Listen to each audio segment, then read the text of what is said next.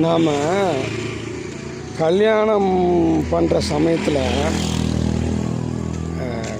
பொண்ணு கொடுக்குறவங்க பெரும்பாலும் வேறு சொல்லலை, நமக்கு சொந்தக்காரங்க பொண்ணு கொடுத்தவங்க மாப்பிள்ளை கருப்பாக தான் இருப்பார், ஆனால் நல்லா படிச்சிருக்காரு அப்படின்னு சொல்லிவிட்டு ஆனால் படிச்சிருக்காரு வேலைகளை பார்ப்பார் அப்படின்னு கொடுக்கணுன்னு முடிவு பண்ணிட்டாங்க. ஆனால் எப்பயுமே அவங்க சொல்கிறது அதுதான் நம்ம முன்னாடி சொல்கிறப்ப நம்ம கடுப்பாக இருக்கும். மாப்பிள்ளை கருப்பாக இருப்பார், அந்த பையன் வந்து ஆஃபீஸர் மாதிரி நல்லா சிவப்பாக நல்லா இருப்பாப்புல அப்படின்னு சொல்லுவாங்க. அப்படி கம்பேர் பண்ணியே சொல்லுவாங்க. இவர் வந்து கருப்பாக தான் இருப்பார், பார்க்கப்பா சுமாராக தான் இருப்பார், குள்ளமாக.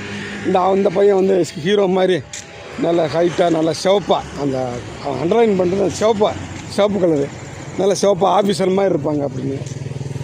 அவங்க எவனை வந்து ஆஃபீஸராக இருப்பான் அப்படின்னு சொன்னாங்களோ அவன் பூரா வெட்டி ஆஃபீஸராக தான் இருக்கான். இது வரைக்கும் ஒன்றும் பெரிய சமுதாயத்தில் சிவப்பாக தான் இருக்கான ஒழிய ஒரு நல்ல ரெகக்னேஷன் வாங்கலை. ஆனால் நம்மளை வந்து கருப்புன்னு சொல்லி தான் பிள்ளை கொடுத்தாங்க. கருப்பாக ப்ராப்ளம் அது நம்ம முன்னாடியே சொல்லுவாங்க நம்ம கொடுத்த சொந்தக்காரங்க. ஆனால் கடைசியில் பார்த்தாக்கா இன் டேர்ம்ஸ் ஆஃப் அச்சீவ்மெண்ட்டு எவனை வந்து சிவப்புன்னு சொன்னாங்களோ அவனையெல்லாம் தாண்டி நம்ம எங்கேயோ நிற்கிறோம். செய்கிற தொழிலில் வந்து கடுமையாக நட்பு வட்டாரத்தில் எல்லாத்தையும் சாதனை பண்ணி எல்லாத்தையும் பிரேக் பண்ணி பிள்ளைங்களை படிக்க வச்சு அடுத்த கட்டத்துக்கு நாங்கள் வாழ்ந்துட்டோம்.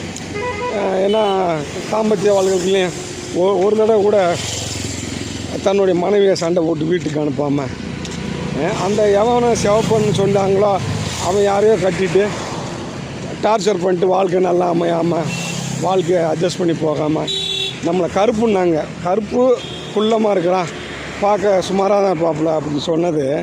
ஆனால் வாழ்க்கையில் நம்ம அடைய முடியாத தூரங்களை ரொம்ப ஈஸியாக அடைஞ்சிருக்கோம் நம்ம கடுமையாக உழைப்பினால். இப்போ நம்ம கலரோ நம்ம குள்ளமான அந்த சரீரமோ அதை வந்து தடுக்கலை. அதனால் கிராமங்களில் இது பெரிய இதுவாக இருக்கும். டவுன்லேயும் இதை பார்க்குறாங்க, அந்த சிவப்பாக இருப்பாங்க கருப்பாக இருப்பாங்க அப்படின்னு சொல்லிட்டு. இது நம்ம முன்னாடியே சொல்லுவாங்க, அதுதான் பெரிய வருத்தமாக இருக்கும். கடைசியில் நம்ம வந்து நம்ம சாதனைகளுக்கு சொந்தக்காரனாக இருக்கிறோம். எல்லாத்தையும் நம்மளுடைய வீக்னஸஸ் எல்லாம் நம்முடைய நெகட்டிவ் இதெல்லாம் எல்லாமே பாசிட்டிவாக மாற்றி நீங்கள் அவரோட மாமாவா அப்படின்ற அளவுக்கு, அவரோட பையனா உங்கள் பையன் அவரா அப்படின்ற மாதிரி அந்தளவு நம்ம வந்து